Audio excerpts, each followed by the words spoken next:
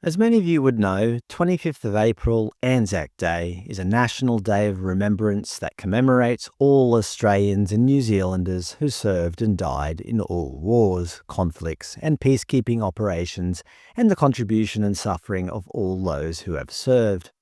The key word is all. It doesn't matter what racial background you have, as long as you served under the Australian or New Zealand flag, ANZAC Day is a day to commemorate your service.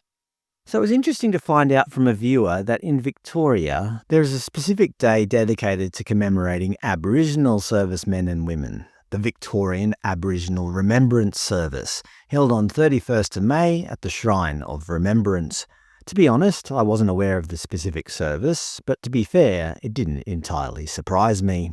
It's just another example of modern progressive politics, which seemingly likes to divide society up based on racial identity.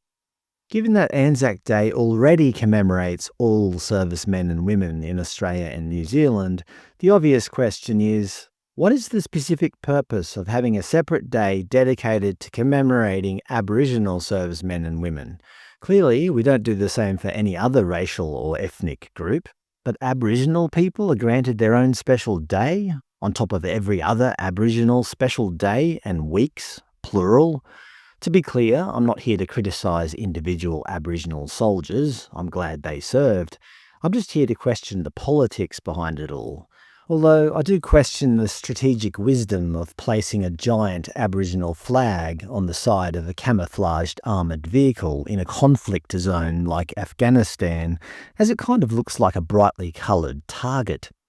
Interestingly, the Victoria State Government's Veterans page falls under the Department of Families, Fairness and Housing. If you scroll down to the bottom, you can see 3 flags, none of which are the Australian one. There's the Aboriginal and Torres Strait Islander flags, and the rainbow flag. They somehow acknowledge the traditional owners of country and the LGBT community all in one go, on the Veterans page. I suppose they do that on every page.